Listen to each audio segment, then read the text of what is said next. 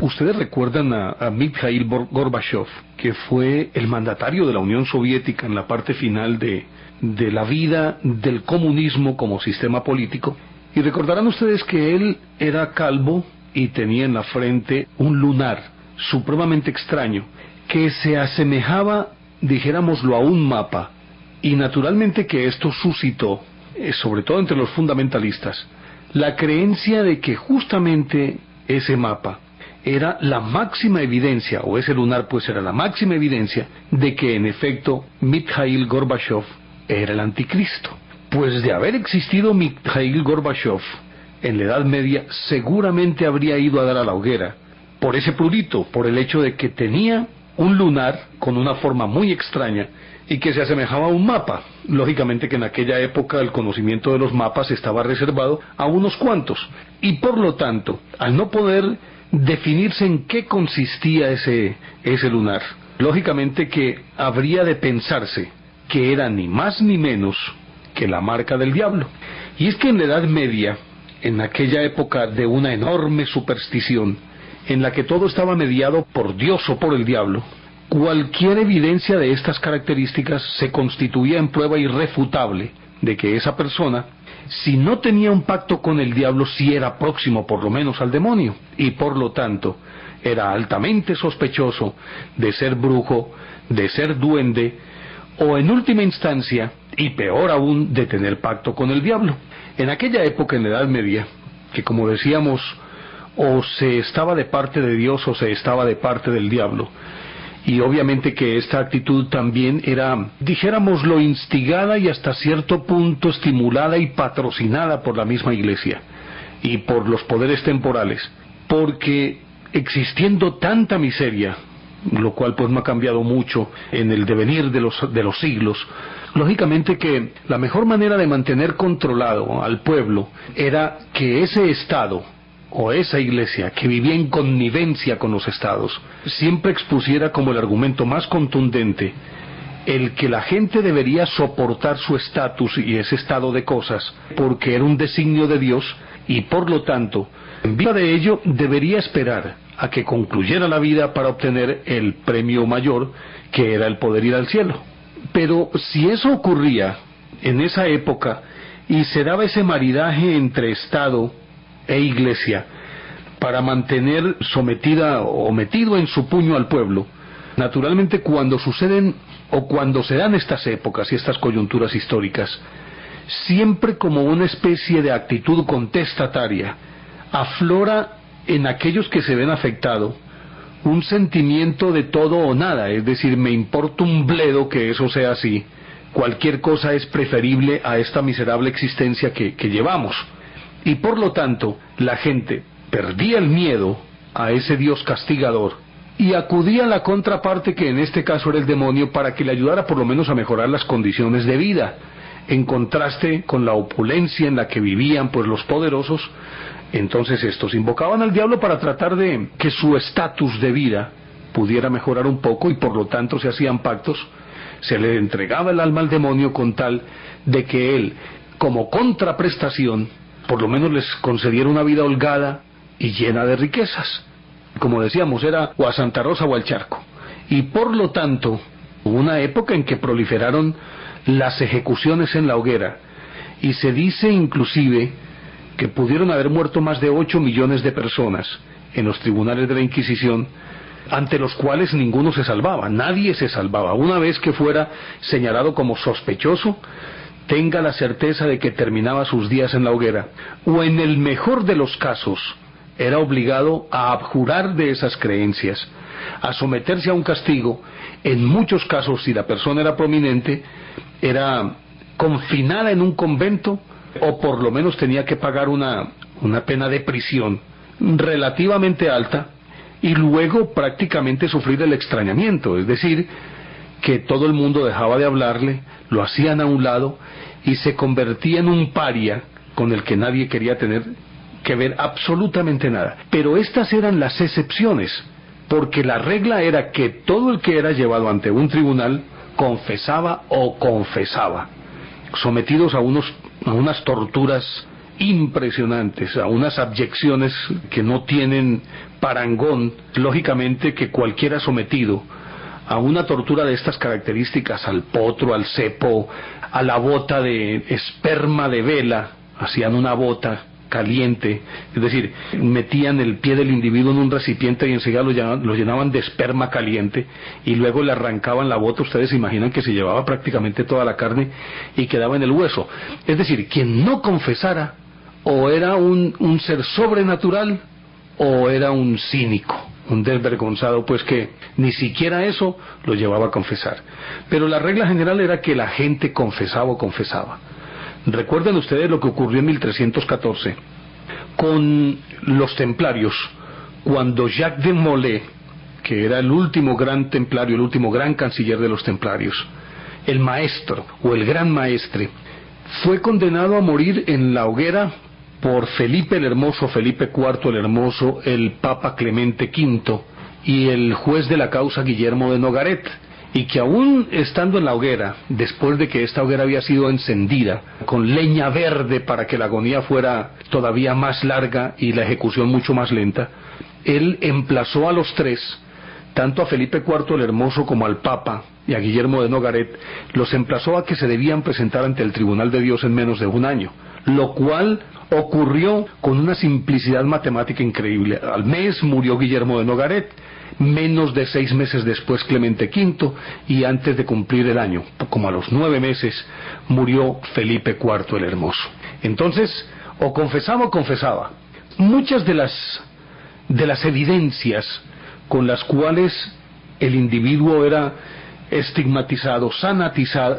satanizado y señalado, eran precisamente esas marcas en el cuerpo que, como la de Gorbachev,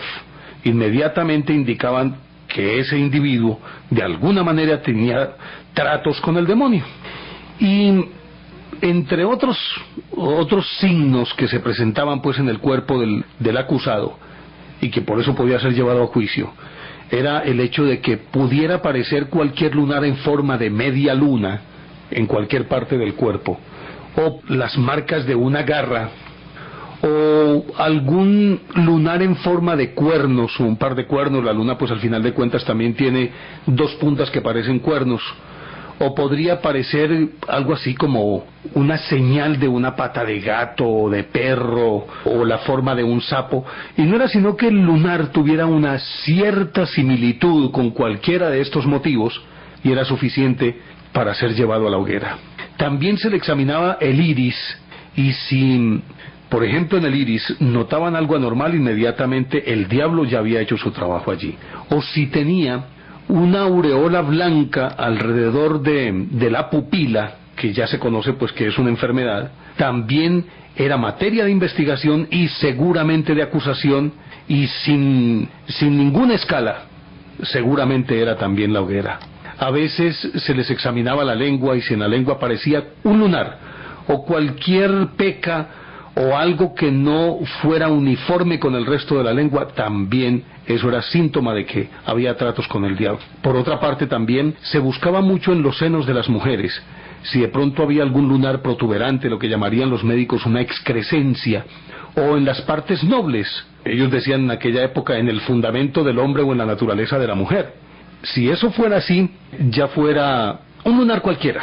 que se supone no tendría por qué existir ahí. Y si de pronto era de los del tipo que ahora conocemos como cancerígenos, con mayor razón, entonces inmediatamente era esa persona acusada llevada al tribunal y luego ejecutada. Y así por el estilo. Podrían, de acuerdo pues con lo que dicen los médicos ahora, eran unas anomalías en la piel o bajo la piel, de pronto alguna protuberancia o alguna mancha que procediera de la mala circulación. Inclusive se daba que a las brujas les examinaban las piernas, y lo que hoy conocemos como flebitis, pues obviamente que esas venas saltaban a la vista, y si estas, por esas circunstancias del destino, tenían alguna forma que pudiera parecer o un mapa o una figura cualquiera, entonces ya también era suficiente para ser acusadas y llevadas ante el tribunal. Y recuérdese que la clásica figura de la bruja que nosotros conocemos es desdentada, narigona, de mentón pronunciado, obviamente boca hundida por la carencia de dientes y la nariz afilada que regularmente pegaba contra la mandíbula inferior, desgreñada, regularmente eran viejas,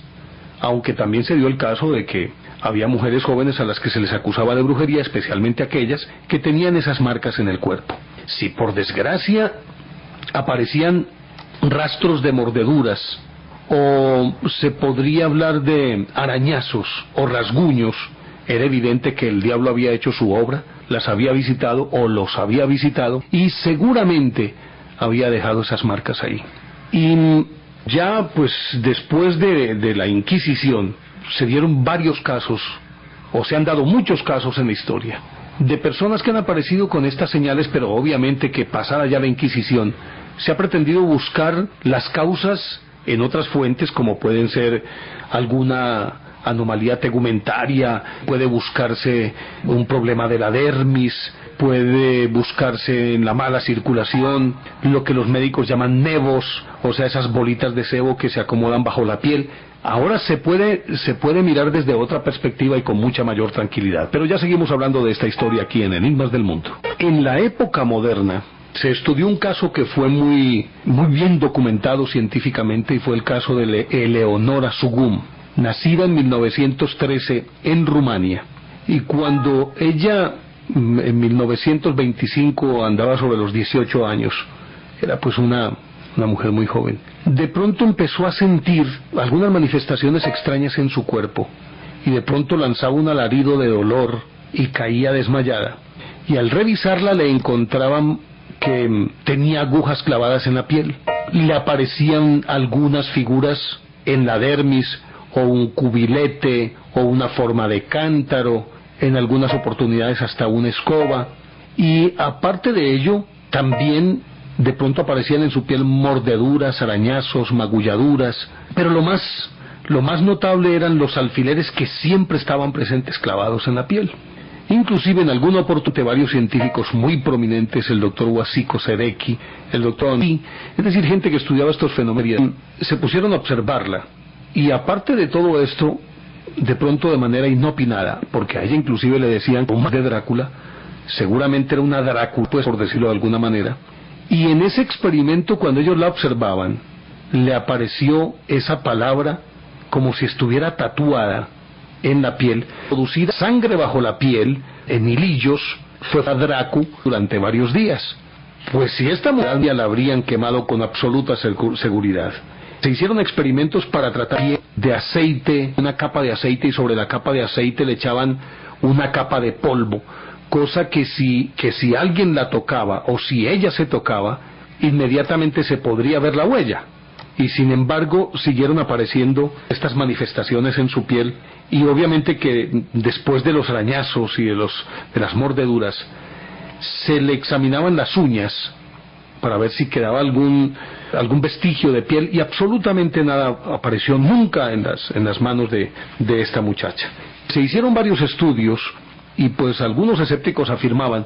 que el hecho de que las mordeduras, por ejemplo, nunca le aparecieran en la cara, inducía a pensar que era probable que ella, en un momento determinado, se las ingeniaba, se las arreglaba para morderse ella misma. Pero otros dijeron no, desestimaron eso, y no, eso es imposible, porque la hemos tenido bajo observación durante varios meses, día y noche, y nunca hemos podido ver nada que lleve a pensar que ella se provoque este tipo de manifestaciones. Lo que sucedía con esta Sugum, esta muchacha de apellido Sugum, Eleonora Sugum, eran ni más ni menos las mismas manifestaciones de los estigmas que aparecen en otras personas, pero no se sabe si causadas por otras fuentes, o si en efecto era una manifestación demoníaca o no. Lo cierto del caso es que ella era una muchacha tranquila, muy apacible, de buena educación, al parecer, de acuerdo con los exámenes que le hicieron, sin trastornos psíquicos. Sin embargo, ahí estaban las manifestaciones, y era algo que pues no se podía de ninguna manera desvirtuar, por lo menos a la luz de las observaciones que de ella se hacía permanentemente. Pero estos mismos estigmas han aparecido también a partir de otros orígenes o de otras fuentes. Hay una variedad de estigmas que se llaman los estigmas metapsíquicos, y en esto se detuvieron mucho varios especialistas, por ejemplo, del Instituto Metapsíquico de Utrecht en Holanda, que en su momento fue el más famoso y el más serio, dirigido por el doctor Osti. Ahí estaba Benoit, estaba el doctor Elvin Binet-Ferré, Voisin, Maville y otros especialistas que durante muchísimo tiempo fueron de los más respetados y más acatados en este campo de la parapsicología. Cuando no, es decir, había charlatanes y todas estas cosas, pero estos eran como la crema innata de este estudio, pero desde la perspectiva muy, pero muy seria. Pues resulta que allí hicieron estudios sobre varias personas y descubrieron, por ejemplo, el caso de una muchacha llamada Therese Neumann. Se dice es una de las estigmatizadas más importantes de la historia. Pero antes de hablar de esta, yo creo que podemos hablar de otra con la que se hizo un trabajo también supremamente meticuloso, Madame Cal. Pues resulta que esta señora, que era rusa, es decir, a todas luces poseía unas facultades paranormales extraordinarias. Ella podía hacer aparecer en su cuerpo lo que se llama dermografía, pues que es básicamente lo que hoy conocemos como tatuajes. Ella de pronto se le decía concéntrese, y cualquier persona que estuviera alrededor, sin que esa persona le comunicara nada, le decían a esa persona piense en algo. Resulta que esta señora, inclusive con personas que no estaban allí físicamente sino en otra habitación, pensaban en algo, y ese objeto o esa palabra que pensaba esa persona, ella la hacía aparecer en su piel. Inclusive el doctor Depiné, que era el gran compañero del doctor Osti, en alguna oportunidad él quiso participar y entonces pensó en algo. Inmediatamente apareció en el brazo de ella la palabra François, Francois pues. Y resulta que en la medida en que ella pensaba en esa palabra, se iba pronunciando y delineándose de una manera más precisa y puntual el nombre. En otra oportunidad el doctor Osti también quiso él participar, aparte de ser observador y ser el que estaba dirigiendo los experimentos, y pensó en una hija suya y de pronto apareció en la frente de ella la palabra Yolanda, y en efecto así se llamaba la hija del doctor Osti, que era en quien él había pensado. Pero aparte de eso, Madame Cal también podía reproducir a voluntad o los estigmas de Cristo, o podía reproducir los que llamamos ahorita, de los que estuvimos hablando hace un instante, los estigmas diabólicos. Es decir, tenía una capacidad inmensa para producir ella a voluntad estos fenómenos, así sin más ni más. Y precisamente el caso de Madame Cal, que como decíamos hacía aparecer en su cuerpo la corona de espinas, podía hacer aparecer el lanzazo en el costado, podía hacer aparecer cualquier figura sobre su piel. Muchos especialistas llegaron a concluir este era un fenómeno que correspondía mucho más a la capacidad de sugestión de una persona que a algún fenómeno de tipo físico, parafísico, espiritual, satánico o lo que ustedes quieran. Ellos llegaban a la conclusión de que simplemente a partir de ese experimento con esta señora Madame Cal, pues lo lógico era que se podía perfectamente colegir que era la misma persona la que producía estas manifestaciones a partir de una sugestión que estaba basada o en un profundo rapto místico, un inmenso y desbordado amor, por ejemplo, por Jesús, o era supremamente sugestionable con todo lo que ocurría alrededor, y por lo tanto era un fenómeno que nacía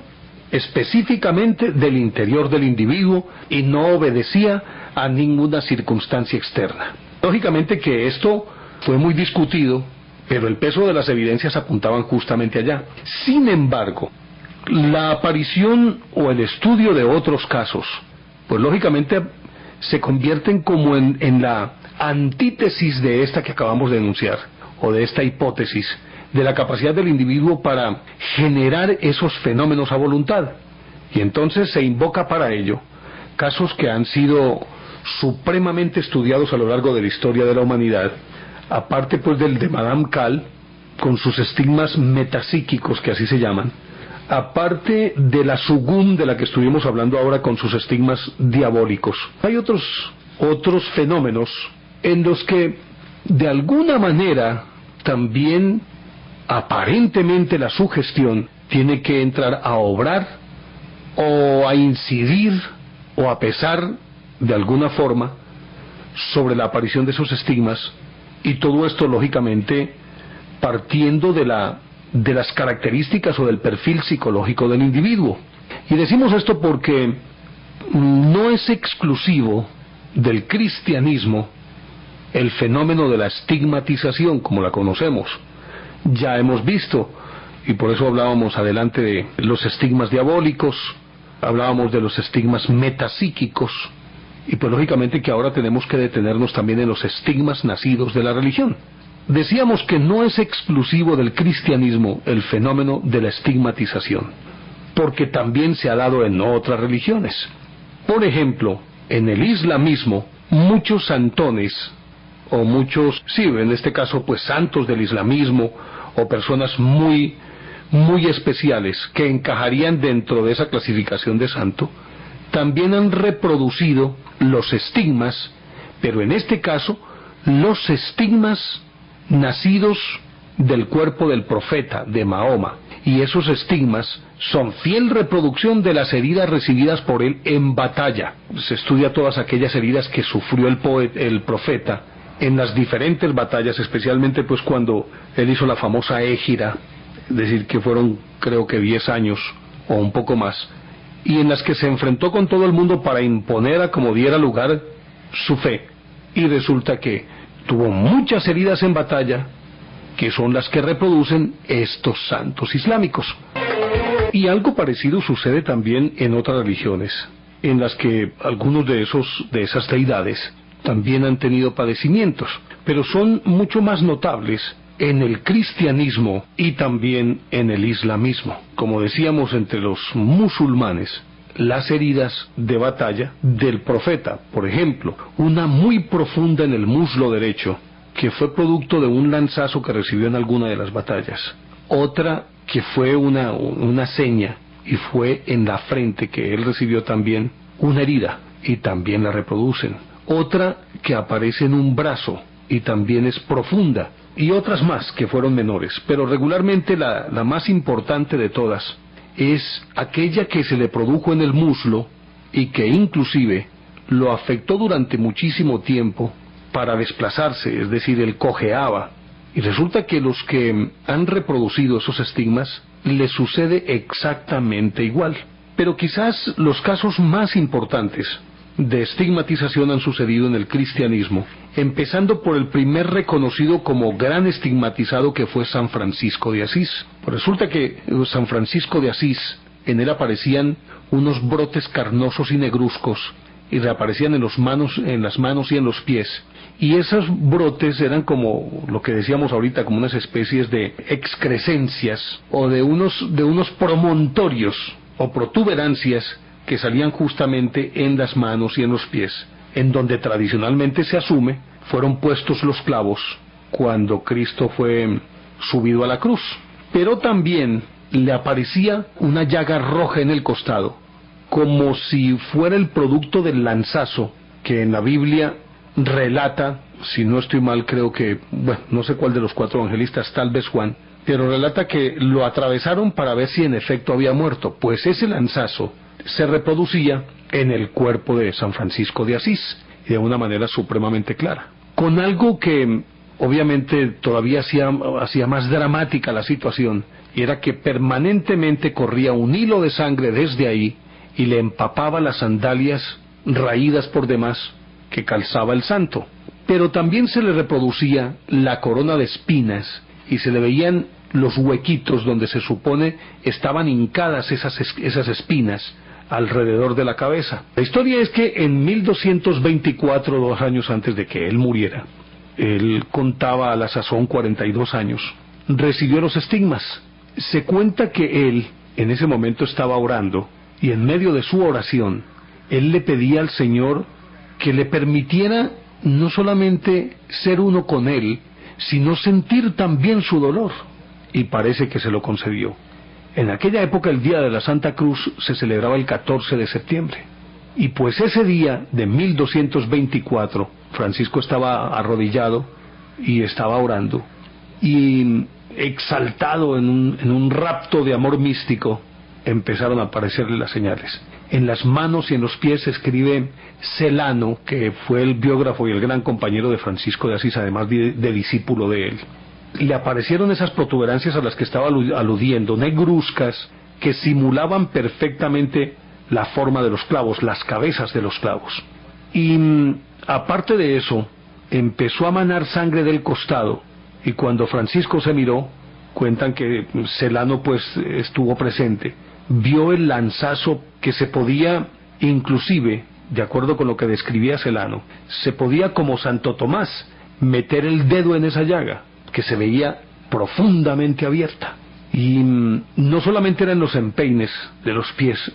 en las palmas de las manos, el lanzazo en el costado, además la peladura de los hombros, o del hombro derecho, sobre el que se supone Jesús portó la cruz.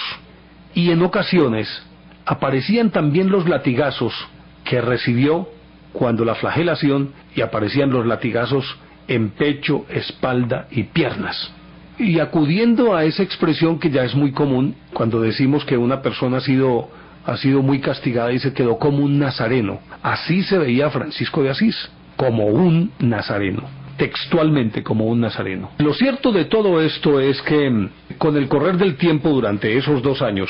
Francisco, sobre todo los jueves y los viernes, era más profuso el sangrado. Algunos días, como dicen los médicos, remitían las heridas, es decir, se cerraban, pero regularmente jueves y viernes aparecían. Y de acuerdo con los relatos que de esto se hace, Francisco sufría unos dolores inenarrables, pero lo soportaba con un estoicismo impresionante, y no dejaba traslucir ningún rictus de dolor ni nada por el estilo, sino que siempre estaba sonriente, a pesar de que a veces cuando estaba en su vida diaria, en muchas oportunidades caía desmayado, o contraía la cara como cuando a uno le da una picada, que llamamos así comúnmente, y esto le ocurría a él. Ese fue el caso pues de Francisco. Pero luego vinieron otros, como el de Catalina Emmerich, el de Luisa Lató, el de Teresa Newman, que la mencionamos ahorita de pasada, y en este siglo un caso muy especial, en el siglo pasado, en el siglo XX, el del Padre Pío. Y vamos a describir cada uno de estos casos, aunque en todos ellos es común las señales, pero difieren también en algunas formas y en algunas reacciones de cada una de estas personas. En el caso de Catalina Emmerich, ella había nacido el 8 de septiembre de 1774 en Alemania, Westfalia, y era una mujer supremamente piadosa desde la más tierna infancia. Y cuando contaba 6 años se dice que ella era ya visionaria, y a muchas personas les profetizaba algo. Pues ella siguió creciendo, y antes de entrar al convento, a los 20 años, ella entró de 24 años, le aparecieron por primera vez los estigmas, y en este caso fue la corona de espinas, y se podía ver de tal manera la huella de la corona de espinas que uno, si detallaba un poquitico más, casi que podría ver físicamente esa corona de espinas por las huellas que las espinas dejaban en la frente de la niña. Difiere en el hecho de que el lanzazo no le aparecía como el lanzazo común y corriente, sino que era en forma de cruz, y luego las llagas en las manos y en los pies. Y esto, como norma, casi que sin excepciones, excepto 1 o 2 viernes en su vida, siempre los estigmas aparecían en viernes. Y fue tal la obsesión del doctor Weissner alrededor de esta muchachita, que se pasó a vivir a la casa de ella para observarla permanentemente, y luego de ser convencido de que en efecto este fenómeno ni lo producía la niña físicamente, ni había ninguna explicación desde la lógica, se convenció de que en efecto esto provenía de ese rapto místico, o era simplemente una escogida por Dios, pues se convirtió en su médico personal y en su amigo y su confidente. Resulta que por la misma época las autoridades eclesiásticas enviaron desde la ciudad de Münster una comisión de investigación que estaba compuesta por médicos, obispos y de otras ramas también de la investigación, y durante 5 meses le hicieron un seguimiento a Catalina, y la verdad es que nunca pudieron comprobar que hubiese algún truco. Unos 26 años después de la muerte de Catalina Emmerich, en 1850, cuando ella murió, pues murió en medio también de sufrimientos atroces, justamente producto de la estigmatización, y murió un viernes. Y luego vino en 1850 Luisa Lató. Resulta que esta niña a los 18 años recibió los estigmas. Al principio eran apenas como unos enrojecimientos y ampollas en los sitios en los que se daba la estigmatización, y luego, en 1868, ya los estigmas aparecieron de una manera supremamente definida. La sangre brotó del costado derecho, al día siguiente estaba cicatrizada la llaga, el viernes reaparece y sangra de nuevo, y así, siempre en viernes, y con mayor profusión, por decirlo de alguna manera, o era más profusa la forma como manaba la sangre los primeros viernes de cada mes. Perdía aproximadamente, porque la estudiaron también, 1 litro de sangre por semana, y poco antes de que empezaran a sangrar los estigmas de las manos y de los pies, que aparecían unas ampollas que le iban levantando la dermis, la epidermis, hasta que se formaban esas protuberancias semejantes a los clavos. Luego la ampolla estallaba y salía serosidad primero y luego sangre, y sangraba más o menos durante unas 30 horas, y siempre la noche del sábado cesaba el sangrado, y al otro día no tenía una sola cicatriz, solamente en donde habían estado los estigmas se veía la piel un poco más rosada y lisa, pero nada más. Pues la Real Academia de Bélgica la sometió a numerosas experiencias y tuvieron que concluir que no había ningún fraude y que no existía una explicación posible para este caso de Luisa Lató. Luego vino otra, Therese Neumann, que nació en 1898 en Connersreuth y murió el 18 de septiembre de 1962, que tenía también los estigmas clásicos, pero además de eso, lloraba lágrimas de sangre. Pues en el caso de Therese Neumann, como les decíamos, ella además de todo, lloraba lágrimas de sangre, y se abstenía de comer por largos periodos. Aparte de eso, poseía los dones de la clarividencia, y tenía un conocimiento inusitado de la historia bíblica, y de acuerdo con lo que decían sus más allegados, más todos los que la observaron durante muchísimo tiempo, ella no abría la Biblia, no la leía, no la conocía realmente. Sin embargo, tenía una capacidad para citar versículos y pasajes, y en arameo, idioma que además no tenía por qué conocer. Y muchos lingüistas la examinaron y no pudieron encontrar ninguna trampa. Cuenta un doctor Reisman, que además ateo, que le hizo un seguimiento, y él describió en su informe de una manera muy detallada, y yo creo que valdría la pena leer un poquito lo que él dijo después de observarla. Dijo lo siguiente, voy a leer: se ofreció a mis ojos un espectáculo inolvidable. La muchacha se incorporó en las almohadas con los brazos extendidos en un ademán de imploración. Esta es de una de las muchas sesiones en las que él pues estuvo presente. Continuó leyendo. En las manos brillaban los estigmas. Su rostro se veía contraído por el sufrimiento. Retorció sus manecitas descoloridas como si su cuerpo se desgarrara. Con los ojos dolorosamente cerrados, la sangre se escapaba a lo largo de su desfigurado semblante. Al principio fueron solo algunas gotas, al fin brotaron 2 amplios chorros que se expandieron a lo ancho de las mejillas. 1000 impresiones pasaban y repasaban por los rasgos contraídos que se hundían bajo la huella de cosas espantosas, hacia las cuales se tendía el ansioso semblante. Su cuerpo era sacudido por escalofríos, veía la flagelación del Señor, y de pronto, en el momento en que le colocaban la corona de espinas, se abrieron las llagas de la cabeza y tiñeron de rojo la almohada. Dolorosamente se llevó las manos a la cabeza a fin de quitarse inmediatamente las espinas clavadas. Ese es el caso de Therese Neumann. Y dicen que en muchas oportunidades Therese Neumann, como les anotaba hace algún instante, ella no comía, sino que ayunaba permanentemente. Y cuentan que el único alimento que recibía con toda regularidad era la hostia. Y después de recibir la hostia, la examinaban e inmediatamente podían verificar que aumentaba su capacidad sanguínea, es decir, toda la sangre que perdía, porque ella perdía sangre casi que diariamente, pero de una manera mucho más profusa los viernes. Parece que esa sangre se le reponía con el solo hecho de tomar la hostia, de ingerir la hostia, y ese era el único alimento que ella admitía regularmente. Pero pasaba largas temporadas, semanas, sin ingerir absolutamente nada. Y por mucho que la observaron sin perderla de vista las 24 horas del día durante varios meses, nunca pudieron encontrar que ingiriera algo diferente a la hostia, por lo menos en esas largas temporadas, aunque de vez en cuando, semanalmente comía 1 o 2 veces, pero sí siempre la hostia. Y esta mujer que fue examinada y que fue del siglo pasado, murió en 1962, tuvo un largo tramo a lo largo en ese siglo XX,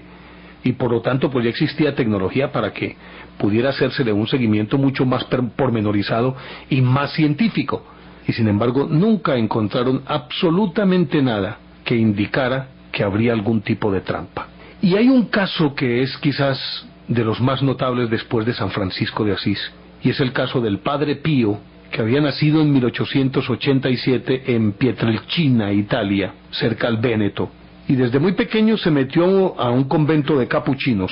y después de estudiar,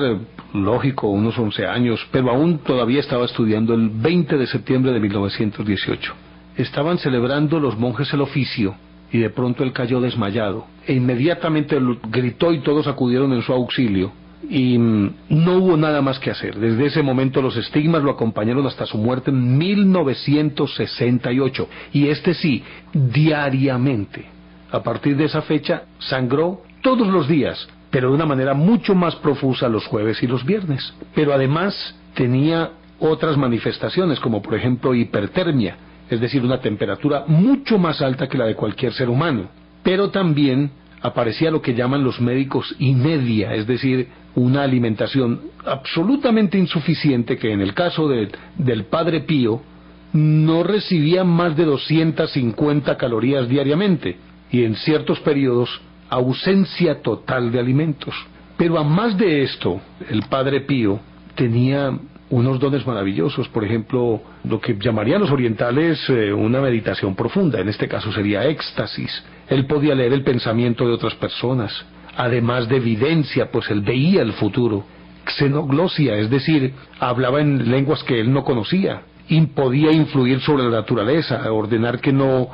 lloviera y no llovía, o que cesara una lluvia, cosas por el estilo, y sobre los animales que le obedecían. Además de su mismo cuerpo irradiaba haces luminiscentes. Se dice que al examinarle la región cardíaca al Padre Pío, lo hizo el profesor Romanelli, pudo determinar y detectar que emitía radiaciones luminosas. Aparte de eso, emitía de su cuerpo fragancia de diferentes flores, dependiendo de los días, y distintos perfumes, cosa que él jamás usó pues una loción ni nada por el estilo, y de intensidades muy variadas, haciéndose mucho más notables los jueves y los viernes. Tenía producciones ectoplásmicas, de su cuerpo podía salir una pequeña nube que formaba figuras. Poseía el don de la ubicuidad, es decir, a él lo podían ver en varios lugares a la vez. Se cuenta que estando todavía joven, le devolvió la visión a una niña que había nacido sin pupilas, a Gemma Di Giorgi, y le devolvió también la vista a un ciego que por un accidente, a un obrero que por un accidente quedó ciego. Y así por el estilo. Era un hombre extraordinario este Padre Pío, y en algunas oportunidades inclusive la Iglesia lo suspendió, porque a pesar de que era un hombre supremamente humilde, de convento, de retiro, su popularidad se hizo tan grande que empezaron a llegarle pero cargas de dinero, y con ese dinero pudieron hacer un hospital que en su momento costó $2 millones en 1956, y entonces el Vaticano lo suspendió porque lo acusaron de recibir dinero, pero después tuvieron que dispensarlo de sus votos de pobreza, porque vieron pues que él no tenía absolutamente nada que ver con esto. Y cuentan inclusive que el Padre Pío no solamente tenía la hemorragia de las manos y del costado derecho, las magulladuras en el hombro, también la corona de espinas que aparecía era menos común en él que en otros estigmatizados. Aparte de eso, dolores que lo hacían cojear. Pero bueno, resulta que el Padre Pío inclusive se distinguió por ser un gran confesor. A él le gustaba era ser confesor y orar, nada más. Pero resulta que en algunas oportunidades demostró esa capacidad para ver a distancia, de tal forma que congregó a unos monjes a su alrededor durante unos días, por allá en 1936, les dijo: recen por un alma que pronto será llamada al tribunal de Dios. Y en ese mismo momento murió Jorge V de Inglaterra. Resulta que Monseñor Damiani, que era el obispo de Salta, Uruguay, o de Salto, Uruguay, lo conoció y quedó tan impresionado que le dijo: reverendo padre, yo quisiera que en el momento de mi muerte usted estuviera presente. En 1942, Monseñor Damiani estaba agonizando, Y resulta que en ese mismo momento el padre Pío, o el arzobispo de Montevideo, a las 2 de la mañana fue despertado por un monje capuchino que le dijo que fuera a la cabecera del padre Damiani, de Monseñor Damiani, que se estaba muriendo. Pues él fue y lo asistió en sus últimos momentos. Y murió, y encontró una nota antes de morir, la había escrito Monseñor Damiani, y decía: vino el padre Pío. Años después, cuando lo conoció al padre Pío, en 1949, el arzobispo de Montevideo reconoció al padre Pío como el capuchino que lo visitó aquella noche, invitándolo a asistir en sus últimos momentos a Monseñor Damiani. Pues bien, este hombre, que una vez muerto en 1968, sus seguidores le pidieron al Vaticano que lo canonizara inmediatamente. Hubo mucha resistencia para que fuera llevado a los altares, pero tengo entendido que ya inclusive posee la condición de beato, que es la antesala a la santidad. Pero a decir de todos los que lo conocieron y de sus devotos, no solamente sigue haciendo milagros, sino que es digno de los altares. Pero en esta parte final quiero hablar un poquitico sobre cómo se podría explicar este fenómeno. Ya vimos que hay estigmas que han sido catalogados como diabólicos, otros metapsíquicos, otros que se han dado en religiones diferentes al cristianismo, y muy especialmente dentro del cristianismo se han dado este fenómeno de la estigmatización. Pero hay una clave en la que todos, aparte del fenómeno de Madame Cal, de la que estuvimos hablando, que hacía producir a voluntad escritos sobre su piel y demás, algunos que pretenden ver en esto un fenómeno de sugestión y nada más, dicen: bueno, es que, ¿para qué empecemos? La aparición de los clavos en las palmas de las manos, en el empeine, bueno, no se empeines. En el caso del empeine sí parece pues que a Jesús le pusieron los clavos colocando un pie sobre el otro y atravesando ambos con el mismo clavo, que eso ya lo conocemos. Pero en el caso de las manos, históricamente ya se sabe que a Jesús no le atravesaron las manos por las palmas, sino a través de la muñeca. Y no en las palmas de las manos, porque a decir de las descripciones que de él se hacen, era un hombre de más de 1,80 de estatura, corpulento y de muy buen peso. El solo hecho de que lo hubieran atravesado por las palmas de las manos, estas se habrían desgarrado bajo el peso de su cuerpo, que no habrían, es decir, no habrían aguantado el peso de él. Pero en las muñecas sí. Y entonces, por lo tanto, dicen: bueno, ¿por qué aparecen en las palmas de las manos y no en las muñecas como realmente ocurrió? Que históricamente se sabe que fue así. Entonces dicen: no, simplemente la tradición cristiana dice que fue en las palmas de las manos. ¿Hasta qué punto se puede condicionar un individuo para hacer aparecer en las palmas de las manos algo que en la realidad ocurrió fue en las muñecas, no en las palmas de las manos? Entonces dicen algunos: no, ese es un fenómeno de sugestión, como el caso pues de Madame Cal. Pero hay una cosa que es clara, independientemente de cualquier consideración: el padre Pío sangraba todos los días 200 gramos medidos, y siempre se reponía su sangre. ¿Por qué? ¿Por qué no se desangró? Porque es que una hemorragia diaria de 200 gramos necesariamente tiene que afectar de tal manera al individuo que mínimo le va a producir una anemia que más tarde que temprano lo va a llevar a la muerte. Sin embargo, en él no ocurrió eso. Siempre la sangre se reponía, como en el caso de Teresa Newman, que también sangró profusamente todos los días. En el caso de Francisco, que diariamente sangraba, pero era mucho más profusa, es decir, cuando manaba sangre era mucho más profuso los jueves y los viernes. Y sin embargo siempre esa sangre se repuso. ¿Por qué? ¿Cuál es el fenómeno que puede ocurrir dentro del cuerpo del individuo para lograr que su producción de sangre sea tan eficiente que aquella que emana y se pierde no le haga falta? De todas maneras, ¿es sugestión o no? ¿O es un fenómeno, o es un milagro, o es un evento paranormal? Ahí queda para que cada quien pueda sacar sus propias conclusiones.